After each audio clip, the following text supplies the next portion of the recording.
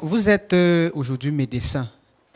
Je voudrais savoir, pour faire face au problème de la dépendance, est-ce qu'il n'est pas important aujourd'hui de gérer le problème avec les médicaments? Qu'est-ce qui empêche à vous, médecins, de créer des médicaments? De lancer, par exemple, une entreprise qui fait dans la production des médicaments, afin que nous sortions justement de ces dépendances-là? Ok, ça c'est une très belle question et ça fait partie d'un de nos projets d'ailleurs, qui s'appelle Startup Pharma. Mais il y a des projets dans lesquels nous on ne se lance pas maintenant.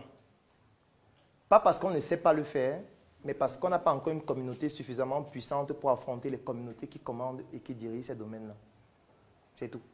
Ce n'est pas parce que c'est difficile à faire. Parce que moi, par exemple, il y a une histoire qui est douloureuse, mais je ne peux pas entrer dans trop de détails. Il y a une industrie qui s'appelle Sinpharm, qui était l'une des plus grandes industries de fabrication de médicaments au Cameroun, qui a été mise sur pied par un célèbre entrepreneur, qui est le président même du GICAM, Célestin Tawamba, pour ne pas le citer, qui a été vendu aux Tunisiens. Parce que nous ne pouvons plus tenir du fait de n'avoir pratiquement aucun soutien étatique. Cette usine est située à Douala. C'est la plus grande usine de fabrication. Non, je ne parle pas de biopharma, je parle de Sinpharm, qui fabriquait des médicaments. Et comme l'usine a été vendue, aujourd'hui, ces médicaments sont fabriqués en Tunisie. Ils sont empaquetés au Cameroun. Point final. Parce que quand on parle de communauté, il y a aussi le nom. Le nom, c'est une communauté. Ceux qui savent lire entre les lignes comprennent ce que je viens de dire. Donc, comme le nom, c'est une communauté, tu peux avoir soit un bon ou un mauvais nom.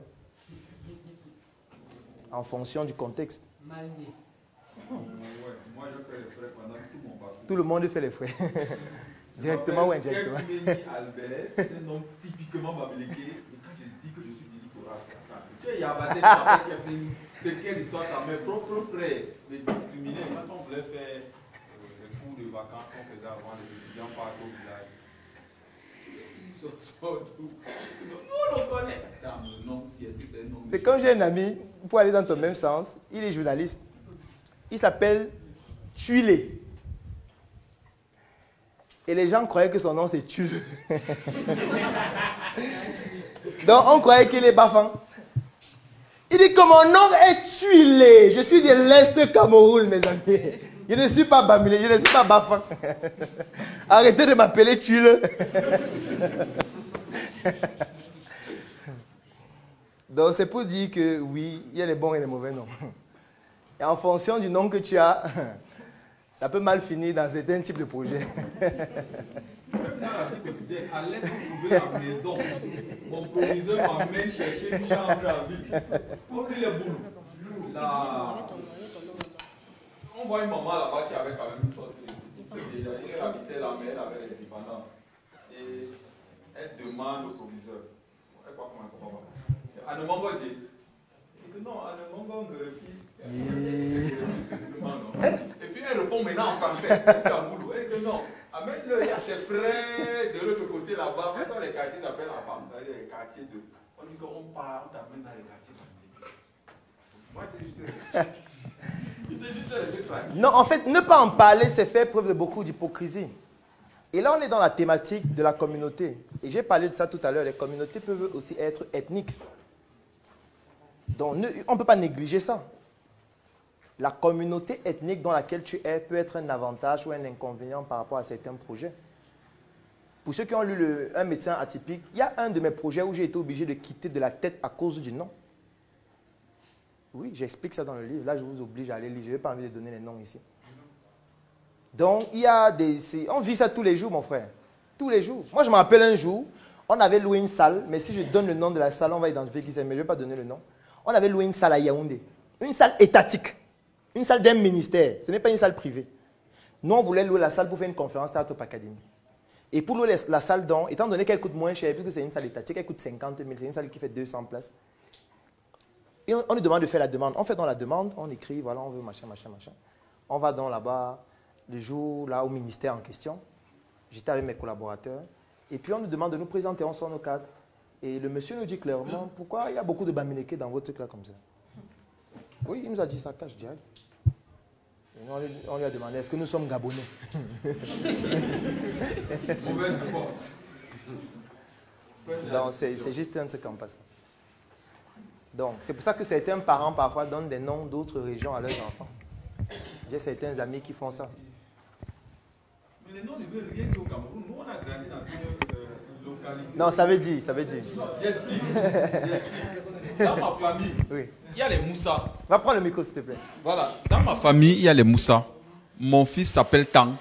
Mon fils s'appelle... j'ai un de mes fils qui a un nom de Bandenkop. Moi, je suis de Yabassi.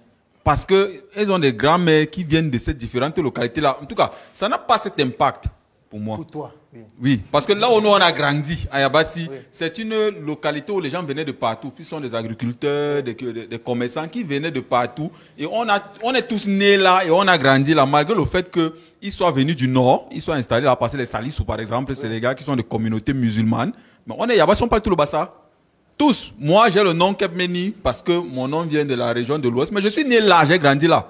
Vous allez prendre les Habits qui sont de la communauté de Kondjor et autres. Nous sommes tous nés là, on a grandi là, on parle couramment le Yabassi.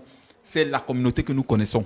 Nous avons grandi là. C'est quand nous sortons de cet écosystème-là, on se rend compte qu'il y a un peu. Donc c'est même un problème d'avoir un certain nom. Oui, c'est un problème. Sérieux.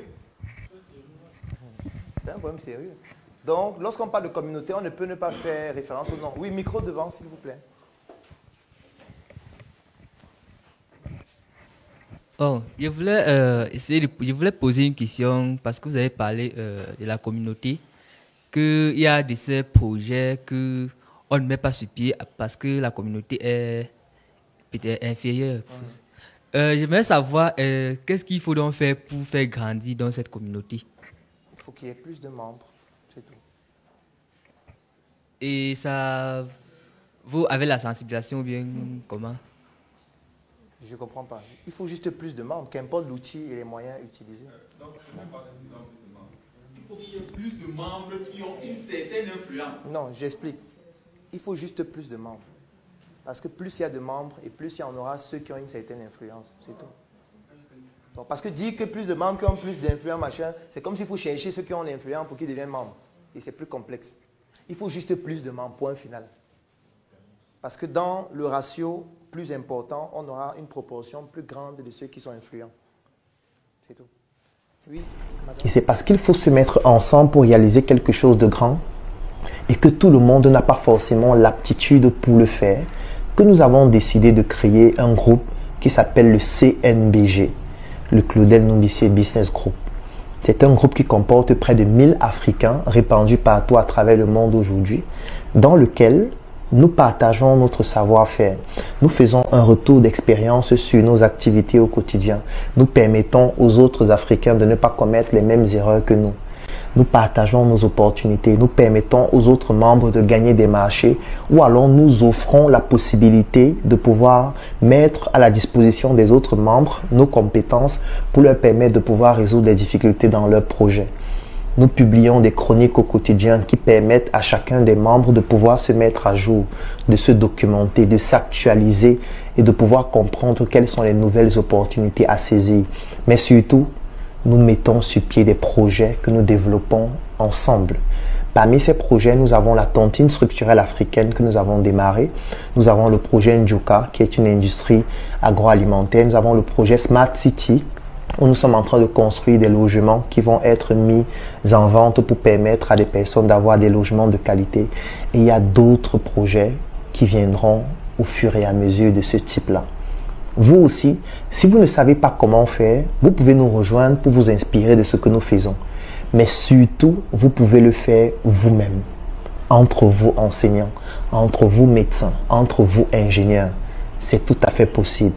Et si vous rencontrez des difficultés, si vous ne savez pas comment procéder, si vous ne savez pas par quoi commencer, écrivez en commentaire « Je souhaite rejoindre le CNBG » ou alors « Je souhaite rejoindre le Claudel Numbissier Business Group » et vous pourriez vous inspirer de ce que nous faisons afin de pouvoir vous aussi l'appliquer dans votre secteur d'activité.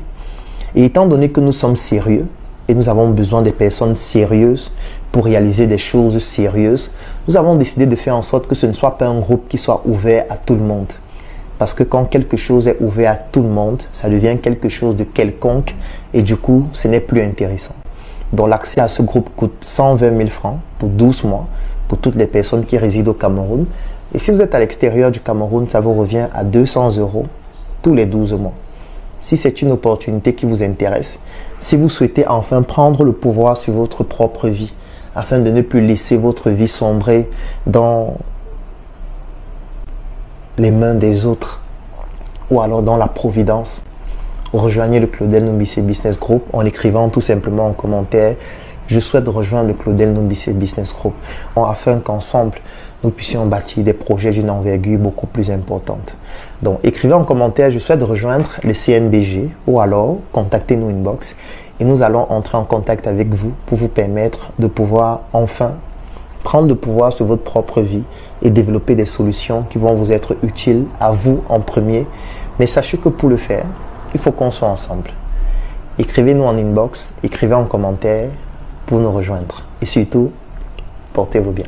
Le Business Group, c'est un groupe que nous avons créé qui est sur Telegram et qui bientôt sera disponible en application Android et iOS, dans lequel je produis des chroniques chaque matin sur des thématiques business. Chaque week-end, tous les membres font du networking en partageant leurs opportunités, leurs affaires et leur business. Et nous avons une tontine que nous faisons ensemble qui s'appelle la tontine structurelle africaine, qui permet à ce qu'on cotise de l'argent et puis on implémente des projets de grande envergure. Des projets dans le domaine de l'immobilier, de l'industrie, ainsi de suite. Donc voilà globalement ce que c'est. Ça coûte 10 000 francs par mois pour ceux qui veulent y adhérer. Et lorsque vous payez 12 mois, c'est-à-dire 120 000 francs, vous avez la possibilité d'être éligible pour faire la tontine avec les autres membres du groupe. Aujourd'hui, nous sommes à 800, peut-être 850 membres, et je pense ce matin.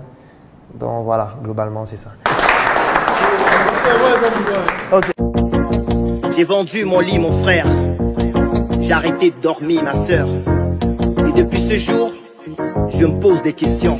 Je remets tout en question. Je suis né en Afrique de père et mère nucléaire. Eux aussi, ils sont nés de leur père et mère nucléaire. Dans mes veines coule le